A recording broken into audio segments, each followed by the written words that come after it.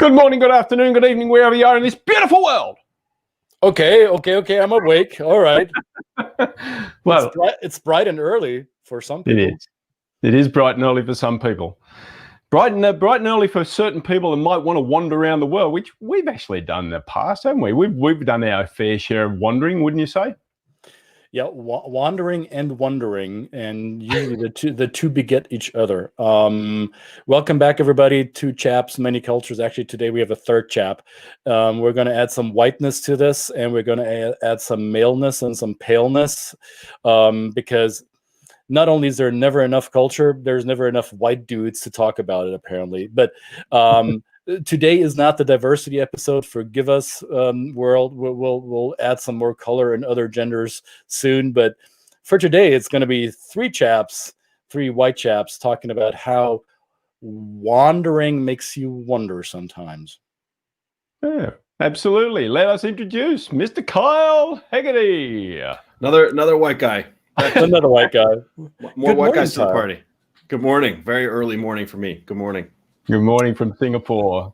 Well, yeah, you said bright and early. It's not bright yet. The sun. I've got another 2 hours or so before the sun starts lighting up my room here. That's what coffee is for. That's why I will be feeding off of coffee. I've got my sidearm. I'm ready to go. He's armed. Double fisting it. We're here to talk about yes, that means different things in different parts of the world, Christian. You know. Okay, well, you'll enlighten us, I hope. Nope. Nope. Okay. Well, thank you, Kyle, for joining us this wonderful hour of the morning, hour of the afternoon here in the US, but wherever you are in the world, if you're watching the replay, of course, we're here to talk about Kyle's new book. Bye-bye. You mean this book? Ta-da! I like it. We both got sent 100 of free copies because I actually paid full price, just to let you know, Kyle. Right, support the arts. Right, I appreciate it. The arts need support. This art needs support. Need help. It does need support. Speaking of that, I'm putting that in the chat right now. There's your links. There's your links. Buy the book. Buy the book. Because after you listen to Kyle himself, you're going to want to. Just for the stories, just for the rumors. and those of you who are familiar with my podcast, the Culture Guy podcast, you might remember hearing Kyle because we talked about some of the stuff that's in the book. However, the book fleshes it out a little more. And so let's be clear. The book is called The Accidental Business Nomad and the Survival Kit to do. There's a long subtitle. So survival guide for working across a shrinking planet. There we go. Why accidental? Are you? That's what made me worry and wonder. What made you accidental? I thought this was planned. So, no. In fact, what I found, and I think what so many people go through, is that they all of a sudden find themselves working in a global setting. So a lot of people might not even have a passport, and they're still they're on calls like this at crazy hours of the day, because they have new partners in India. They have new, a company got acquired, and they've got to work with people in China. They're dealing with South America, whatever, right? So the point was that there are a lot of people out there, I think, today that never intended to even be an expat or go overseas, but they find themselves working in these global environments all the time. And I was partially accidental because I just I followed the business. Back in 2005, 2006, I was working in the US as a marketing and sales guy. And I basically started just telling clients that we could do Asia, or that we do Asia, whatever we're doing, we fill sales pipelines. So by the way, we're doing that in Asia as well, if there's any interest. And I was way ahead of myself. I was kind of making it up as I went along, but a ton of companies signed on to it. So I found that my book of business was actually international, more overseas than domestic.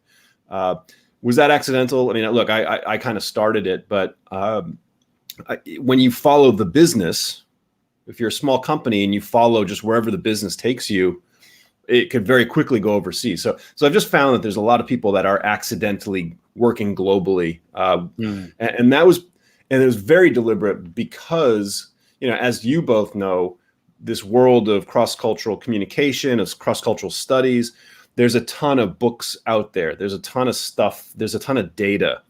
And as you also know, a lot of these books kind of suck. They're actually really good, Yes, but they're really hard to get through. I started reading these things years ago, and I'm like, I love this, but it's like, it took me, 10 minutes to get through a page because of all the acronyms, all the behavioral psychology phrases. And that's not my background. I'm not an academic. I've got stuff to do. So was there an opportunity to say, look, here's how we can boil this stuff down, hopefully not to dumb it down, but boil it down into ways that can be more easily digestible for people that are not going to spend the time to wade through some of this stuff where oftentimes you get people that are deliberately using big words because they're really talking to their colleagues in the industry rather than the actual audience. So that I was trying to get away from that. That's right. I wholeheartedly embrace that, and there's a few books out there in our field that would say go down that same trail, which is still a very narrow and overgrown trail that we're whacking our machetes through, because there's like you, I would not describe myself as an academic. I've been to a university, I've seen academia from the inside, but that's not what drives the work that I do. And I have almost a visceral reaction to this ivory tower speak when it comes to cultural comparisons. Sure, the pioneers in the field, they did great work, and we rest and we stand upon their shoulders to a certain degree, and I will not deny that at all. However, there's limits to how much academia is applicable in our work as we work with our clients. So kudos to you for not dumbing it down, but to simplifying it in a way that is accessible. And then the counter is that, okay, because oftentimes a business book will be written in a way that'll say, all right, here's the theory, here is and then here's how we would apply this, here's the example, and the example is like completely fabricated. Brett Parry was a project manager who moved to Japan, and then he did this thing and it didn't work, and then he applied this data and it worked perfectly. Like, bullshit. I don't know if we're allowed to swear on this, but you just did, which is, yes, you are. So it's just like, you read this stuff and you're like, this is clearly written by somebody who just made this story up. So I thought I'd reverse it. I'd say, okay, here's some real characters. Let's see what happens to them out in this weird global working world. And now, if the cross-cultural, if the data out there, if the research out there helps explain it, then let's see. And in some cases, let's do what's advised. Right. And in some cases, it doesn't work. Yeah. That's right. And, it's complicated. I stood in a pool a couple of months ago. This was it was a workation. And I read a book that is probably fairly well known in our industry. And I'm not going to name it because I hated it. I reread it. It's I don't know how many 100 pages, by a very well-established name in the cross-cultural world. And I took time to reread it because I wanted to get some new ideas for training concepts and maybe for some coaching engagements. And I read through it, and there was probably a dozen occasions during the book where I thought, holy crap, who made this stuff up? This is nonsense. I've been in these very situations of what you're trying to tell your readers is bogus. Don't do this. So I was almost compelled to write a blog and rip this book to shreds. But I don't want to send out negative energy. I just took the lesson. Yeah, it's tough, right? It's so easy to a lot of the characters that I'm writing about are not necessarily good guys. Right. And I'm not out here to name and shame companies that are making these mistakes. But because everybody's doing it, everybody's guilty of this stuff. So you're right. I mean, I think it's a good discussion to have, though, about, honestly applying some of this stuff. I've had, there were a couple of professors, and again, I won't name, what I like to do is take people out for drinks and get the real story. After the stories change after a couple of drinks, and there have been multiple professors, and just, I'm not going after academics, but people that write in this field, and I've been told that they come up with their theories and then they just write it as truth. So in other words, they come up with this stuff sitting at their desk. They've not applied it. That's a dangerous way to create. It's a dangerous path. Axioms. Yep. So I'm gonna throw a few. You've got to remember it, haven't you? You've got to remember what you're talking about. That's the thing. You've got to remember what you've made. You got to remember your stories. You've got to remember your stories. I think which means that good liars have great memories. Yeah, absolutely. I mean, I think with the work that I do, why I enjoy the work I do so much is that I get to hear the stories of the people. So we get to hear these stories, right? And they tell us in the training room, and if we get a chance to go out and have a couple of drinks with them, that's great too. But your story, I mean, I think you talked about there's that play between accidental and intentional. I mean, you had an Irish father, correct? Right? So your family come partly from another part of the world, and you're also given some freedom as a young person to go and travel. I mean, the story about being in Greece with the guns and all that kind of stuff at a fairly young age, with these kind of things are real stories that come from your background, but inform the way perhaps you bring your courage to being able to be a nomad in the world today. So I wanted to kind of ask that question: is there a tendency, or at least if we kind of imbue that in our children now, are we kind of helping to create the lack of fear and the lack of the barriers to be able to, as you say, this world is global, right? We're going into it, we are in it, and we need to build resilience. We need to build confidence in our children to do this. So you kind of, I guess I'm getting the sense that you got that, but not, some people don't. But I get, and this is why an accessible book like this is so important, right? And look, I mean, if we're talking about the U.S. market, it was funny that you're referencing this podcast that I recently did, and a friend of mine, where is she? I think she's British. She listened to it, and she goes, that was such an American conversation. The reason, because this guy was impressed that you were traveling like in another country when you were 14. She's like, the hell, what's wrong with you guys? And I totally get it, because other parts of the world don't think anything about sending their kids out. Here in Singapore, our guys at the age of 8, assuming borders are open, the school takes them across border, takes them to Malaysia, and then when they're 9, they go to Thailand. It's like, and that's totally the norm here. I think my first son, I think we had him in 9 countries before he was 1 year old. Yeah. So there's different lifestyles. Now the question then is, of course, in 2020 is how do you instill a global mindset to somebody when nobody can go anywhere?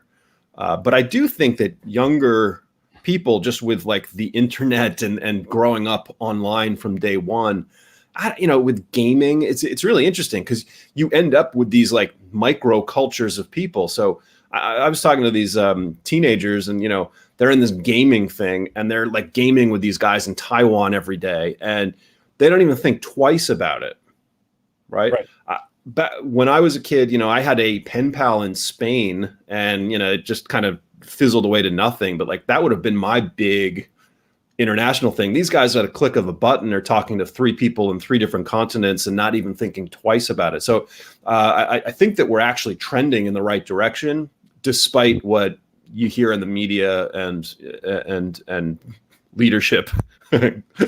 Yeah, I think this whole talk or rhetoric about globalization and its dangers, and we're going to end it, that is some wishful thinking by narrow-minded people, because the reality is long past us.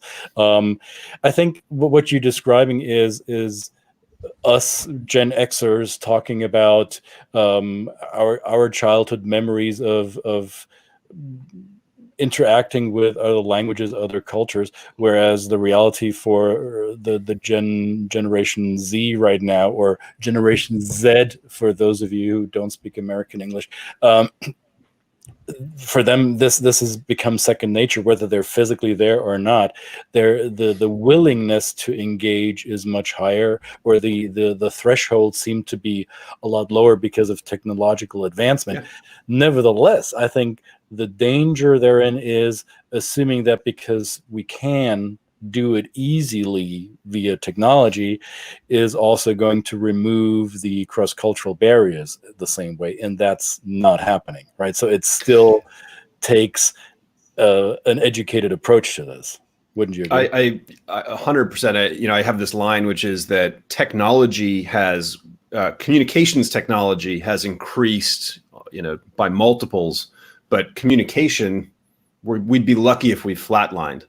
Right. Actual community. And I think that companies are always guilty of thinking it's the technology will solve our problems here. We have crystal clear. This is a very clear conversation, but it has nothing to do with the actual conversation going on. How do you build rapport? How do you make sure that your message is being clear? And in fact, as it becomes easier to talk around the planet, more of these issues and these headaches and these expensive mistakes pop up, especially in the business world, which is all of our area of focus. I want to whet people's appetite a little bit by throwing a few punchlines at you, a few your trigger words, and I want to give you like 3 sentences each to get people to read the book. If I say the 2 words "slapdragon," what would your response be? That was the original title of the book back in the day. It got rejected simply because I'll explain where the origin comes from. It's just a little bit of a long story. So I still think of this book as the Slapdragon book. I had a client years ago, and this has actually got this book project started. I had this client. So I'm here in Singapore years ago, and I was helping Western companies come into across Southeast Asia. So I get the email, the call saying, "Hey, we want to sell our software. So help us," right? And I would say yes all the time. And there were all sorts of mistakes going on. And one great example was this guy out of Texas. I've labeled him Texas Joe, and he was he was not at all curious or interested in localizing anything. To him, he had a software. It was a cloud-based. I have to be careful because I always get confused. So I've changed the story, so I don't want to change it again and actually make it the real software that he was selling. But he had this software that a bank for banks, and his idea was, look, I can just sell this into Southeast Asia because people here in the U.S. love it. So he sends me all of his marketing material and he says, look, just blast this material out to every bank in Hong Kong, in Singapore, in Malaysia. He probably read an article in Time magazine that said that people in Asia were buying stuff. So now we're going to go into Asia. And that was his Asia strategy. And he sent me all this material, and it was like imagery of people playing baseball. And, phrases like idioms, phrases of, knock it out of the park, and this will be a home run, and all this stuff. And I'm like, and it's all in American spelling. And I'm having this conversation with him. And I just said, look, people here generally don't play baseball. They don't care about baseball. I highly recommend you even change the spelling. And he had no idea about the spelling. And he got kind of frustrated at baseball because he felt like everybody understands baseball. And I said, look, even if they understand baseball, it just makes you look so foreign and not connected to the local realities on the ground. You're going to cause more harm than good. And he really didn't like that advice. And he said, listen, just slap a friggin' dragon on it, make it Asian, and we'll and we'll go. And that solved all your problems, right? And that was his localization strategy, which was just to slap a dragon on it. And as over the years, the stuff sunk into my head. There are example after example of companies that literally do that. Literally, they just all of a sudden, our Asia strategy is let's pop a dragon on this thing, and okay, now we've got China taken care of. And so I started thinking of these slapdragon moments, and it did turn into a phrase. It's kind of fun. So I get leads and inquiries from people, my friends, who go, oh, look, you got to talk to this guy. He's another slapdragon. You can help him. And it was kind of fun. So we wanted to initially call the book Slapdragons, but just because it took me just 5 minutes to articulate that story, I think that they wanted it something else. So that's where that came from. So lesson learned: don't be a slapdragon. You don't want to be a slapdragon. All right. What about, and I promised I would ask that because we've talked about this before. So there is a building in Singapore called the Orchard Towers, right? And it is known for certain services and certain businesses. And at some point you sent an intern to do an inquiry, or maybe your intern took it upon himself to take initiative and go there. I'm not quite sure what happened first, but for those of us who are not too familiar with the lay of the land in Singapore, what happened there, and would you recommend others doing the same thing? Okay, so let me tell you about Orchard Towers. Let me give you a story that didn't make the book, because the one thing that I get frustrated at is when you hear authors talk about all these stories, and then you buy their book and you're like, yeah, I knew that because he already told this story, right? So I always get frustrated. So I'll give you one that got cut, and it got cut for probably very smart editorial reasons. But Orchard Towers it's a bar, or it's a building of ill repute. So there's all of these basically just legal prostitution bars, but they're all stacked in this one old school building near the center of town. And the first day I got here, having no idea what was going on, I brought a client with me, and I had oversold my experience in Asia. So I kind of said, look, I'm your Asia guy. Don't worry about this. And he said, okay, great. We're coming over for a kickoff. I was like, shit. So I had to, at the time I was in the US, so I had to fly there just to get to Singapore before he landed and kind of pretend like I knew what I was doing. And so he gets there. We do work with the partner that day.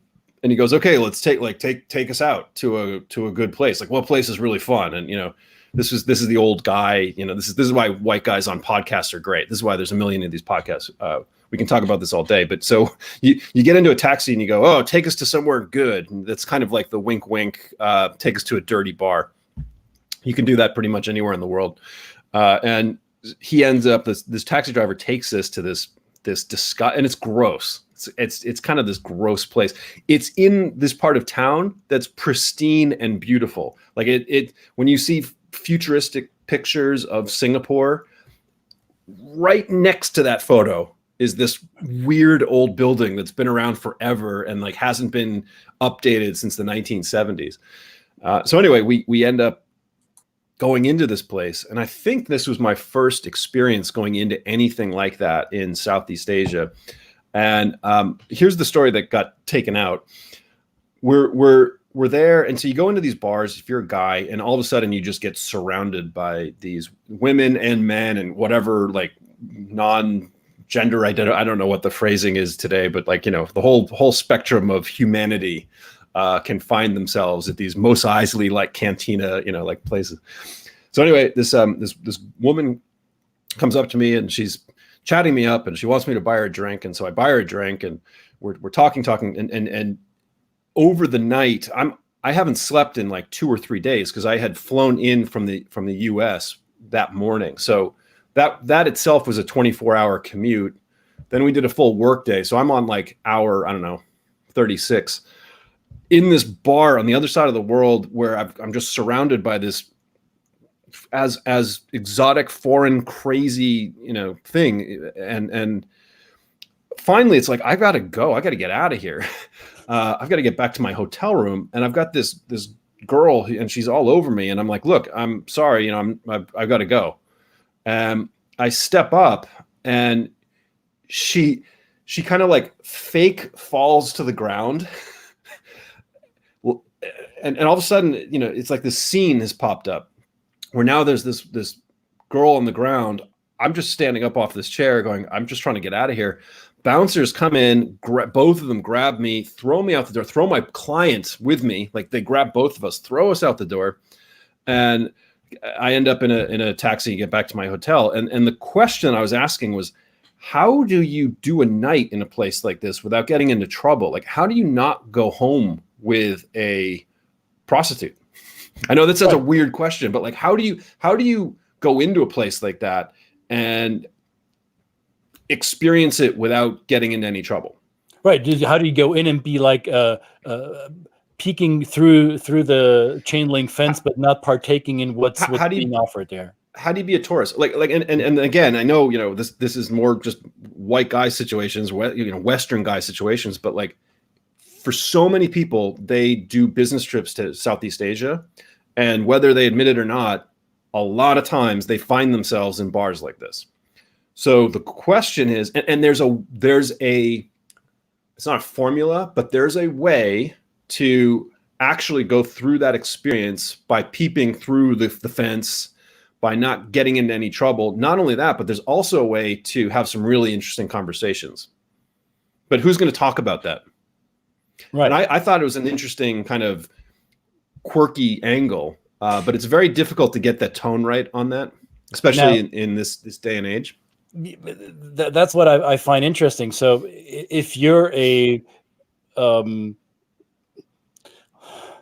sensitive person who is sensitive to the emotions of not only the other genders, you're sensitive to other cultures, to other behaviors, and you're doing business globally, so you're taking into account the different emotional frameworks. How do you, as a Westerner, still make that deal with your Western client without falling into the trap of giving them what they want, which is seedy and nasty and maybe not aligned with your values? And this goes across cultures. This is actually what it doesn't necessarily go across as genders. This is much more of a guy situation, right? Generally speaking, female business travelers, you know, they're probably not playing a giant violin for us as we're having this conversation, and I totally get it. But it is a male dominated situation that happens, but it's real and it happens. So it's interesting. What do you do? Do you say no? Right. And I think probably all three of us have been in situations where if you were to say no to going out to a situation like that, that could be perceived as very, like you could, that's a deal breaker. Yeah. In some situations where even if you go to, you know, maybe there's your local counterpart who says, okay, let's go out and go to a bar of ill repute. You could say, no, I'm going to go back to my hotel and, you know, whatever. But yeah, you could lose that deal. And what do you do? And so what I found is, and what I found is that there's so many people that actually end up in these situations, and there's kind of ways to get through it. What I found is that, and again, I'm dancing around words here because it's such a careful conversation to have without it sounding too like immature, but at the same time, it's very real. The way you get out of this is you go see it, experience it. When a working person comes to you trying to sell you their services, just like any other business transaction, be very upfront about your intentions. So what I've learned over the years, and I've been in many a bar like this, is that you basically would say, listen, I'm happy to hang out, happy to even buy you a drink maybe. Here's the thing, I'm going home alone. I'm not out. I'm not shopping. I don't have budget. I don't have any time for that. I'm not a buyer here today. And if you are upfront and direct about it, almost every single time people appreciate it because they have a job to do. The reason the woman that first night I ended up in that scene is because I wasn't smart enough to just say like, hey, I'm not going home. Like, this isn't happening. I was trying to be polite, and my avoiding that conversation made the situation worse. Like, there's a direct parallel to working situations here in any context. Which is kind of too bad, because it's actually a really good example. I think that the fact that it's in such a controversial setting gets people triggered and fired up about it, and you have to be very careful. And I get that, so that's why I was okay to have that taken out of the book. But it taught you a lesson about how you confront or how you speak your truth that may potentially be harmful to your business or to somebody else's business, but you had to speak your truth. You had to stick to your values in a way that salvaged the relationship as best as it could, right? Here's the thing. Yeah. And here's the thing. So if you were just to say, no, I'm not going at all, that to me actually is probably not, and again, every situation is different. If you say, after a work thing, I'm going back to my hotel room, you guys go off, that's fine. But for me, I don't know. I want to see this world. I want to see what's going on. And you can kind of tell that in the book. It's like, I want to be next to these guys. I want to see what they're up to. I don't necessarily need to be a part of this, but I kind of want to watch it. And I think I've always been like that. I want to see what they're up to. So I think that when you have a smart upfront conversation with somebody, it takes away any of the pressure from now I'm talking about sales now. Right? It takes away any of the buying pressure, and it enables you to have actually real conversations. Mm-hmm. And what has happened is that I've been in these situations so frequently. I have had a ton of fantastic conversations where I've learned more in an evening out at places like this about different people, about where they come from, about why they're doing what they're doing, about are they in danger? Do they, are they doing this by choice? You can have some fascinating conversations in these situations if you set it up the right way. Right. And there's an entire book on that, and right now I'm not touching it, but that's what I've been up to, or that's at least the intent of that, kind of thinking about it that way. Brett, you were about to say? Well, I'm just going to relate a story, a quick story about myself. I mean, I've been in that situation too, and it's strangely enough, the pressure, those conversations are like you. I have conversations like that. I'm interested in the people. I'm interested in them. I'm certainly learned very quickly to be upfront. Interestingly enough, the people I'm with, I got the heat from. The other white dude, the other pressurizers, right? The other people who saw what I did in that context as wrong. Because at the end, at a certain point, I just said, okay, well, I'm going, so you guys stay. It's fine.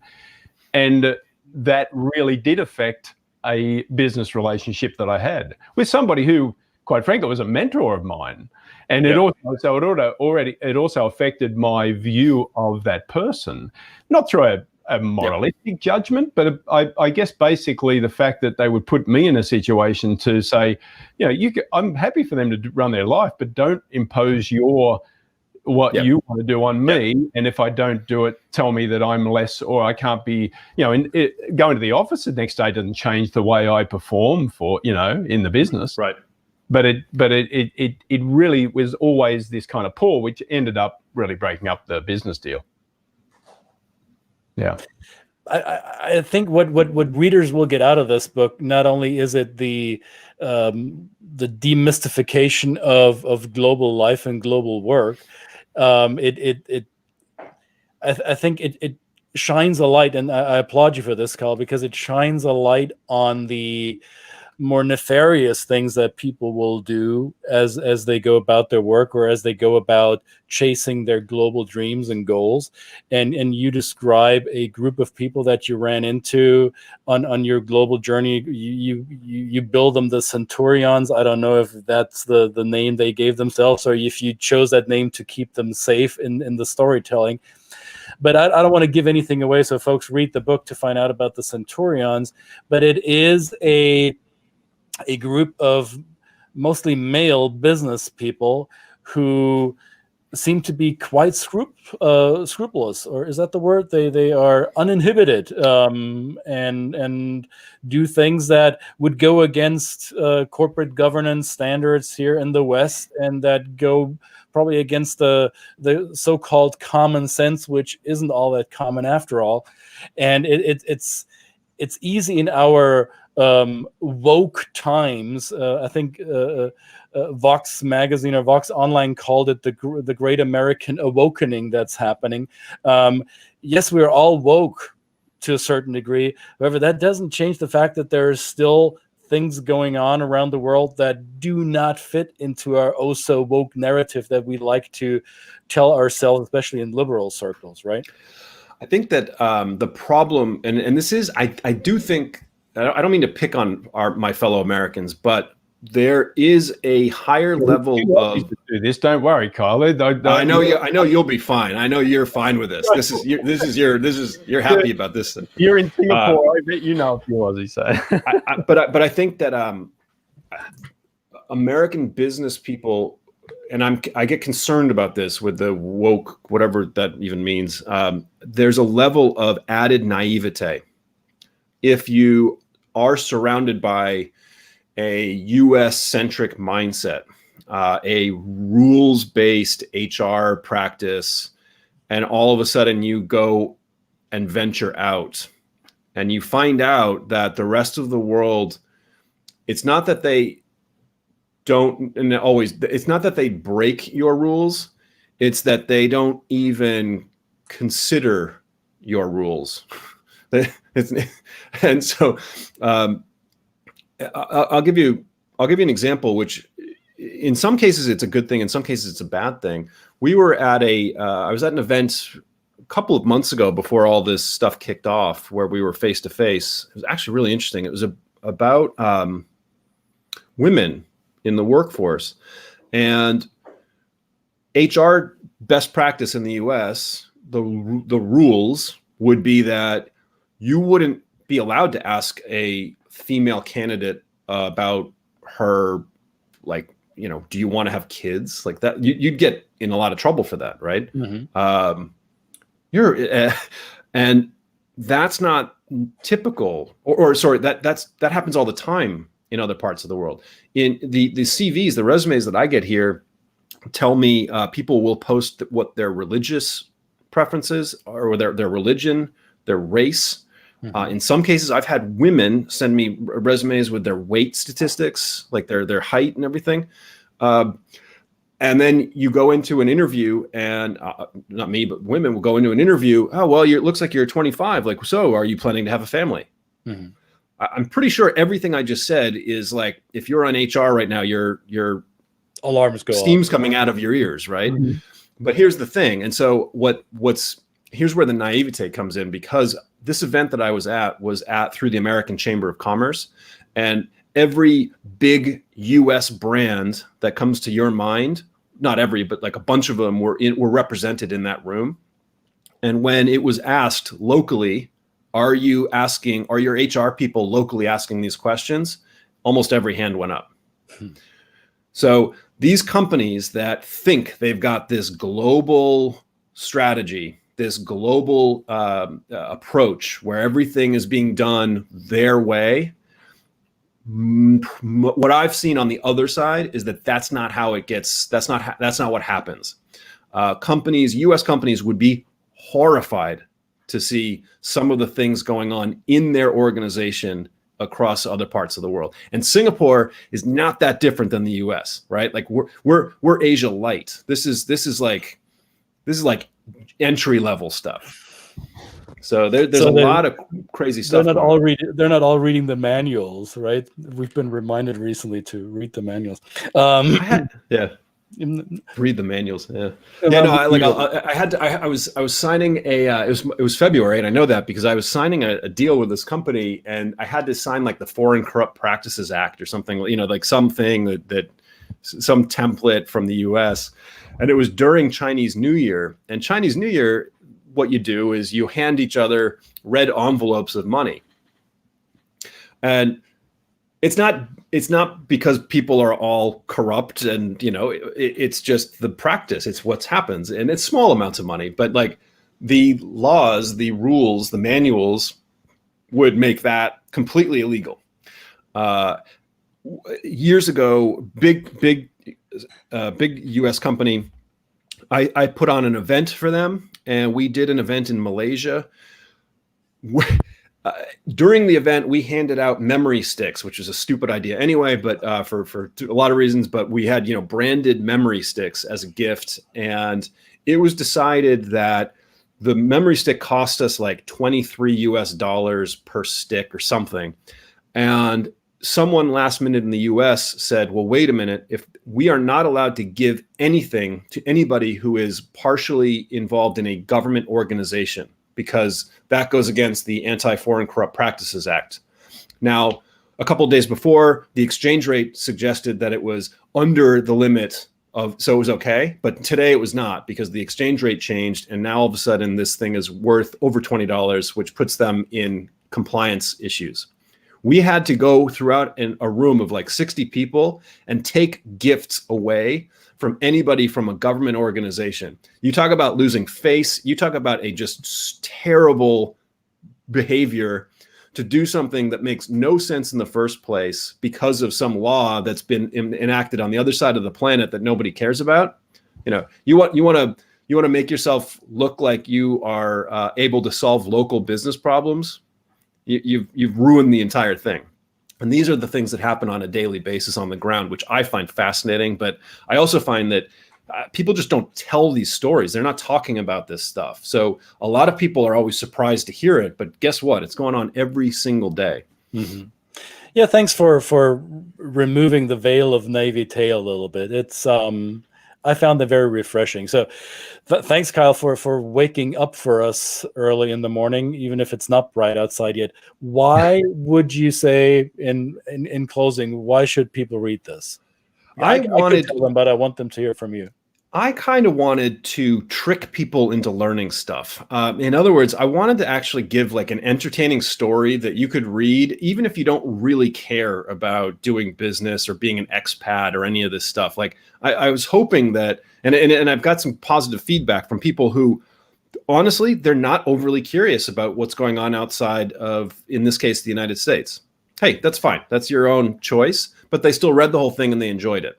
That makes me happy, because they actually have, and then they'll say, oh, like there's these, you kind of get some seeds going and you get them starting to think about it. So I think that it has some, I tried to make it as fun and enjoyable a read as possible that just kind of sneaks in some lessons throughout the journey. Right. That's why I did it. Isn't that exactly why we do this thing? That is exactly right. That is exactly right. There we go. That is exactly right. We had our Brady Bunch moment there. That's right.